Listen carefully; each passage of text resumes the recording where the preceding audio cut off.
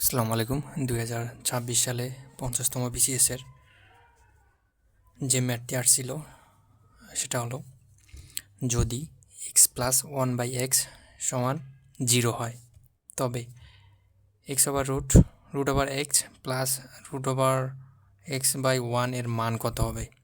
4টা অপশন আছে, এটার মধ্যে অপশন হবে একটা, তাই না? তো আমরা এখন এর সমাধান করব। প্রথমে আমাদের এখানে লক্ষ্য রাখতে হবে যে এখানে প্রশ্ন কী চেয়েছে, √(x প্লাস 1/√(x)। তো আমাদের এটাকে সূত্রের মাধ্যমে নিয়ে আসবো।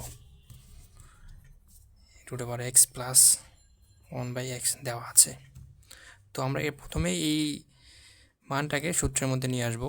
আমরা স্কোয়ার নিয়ে এখন আমরা একটা সূত্রের মধ্যে পড়ে গেল, সেটা হলো, এটাকে আমরা যদি এ ধরি, এটাকে বি ধরি, a² plus toys ab plus b²। So আমরা সেভাবে করি।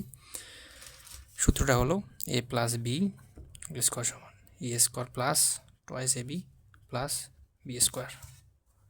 সো আমরা √(x)টাকে এ ধরবো, তাহলে a² plus toys ab plus b²। তাহলে আমরা এখানে কী থাকে, এক্স প্লাস √(স্কোয়ার কাটা যায়, শুধু 2 থাকে, প্লাস এখানে √(স্কোয়ার কাটা যায়, শুধু 1/x থাকে। তাহলে আমরা এটা x plus 1/x plus 2। So আমরা এখানে দেখতে পাচ্ছি যে এক্স প্লাস 1/x এর মান দেওয়া আছে 0। সো আমরা এখানে 0 বসাই, 2 + 2 বসাই। তো আমরা এটা কিসের মান পেলাম, √(1/x s² মানটা পেয়েছি।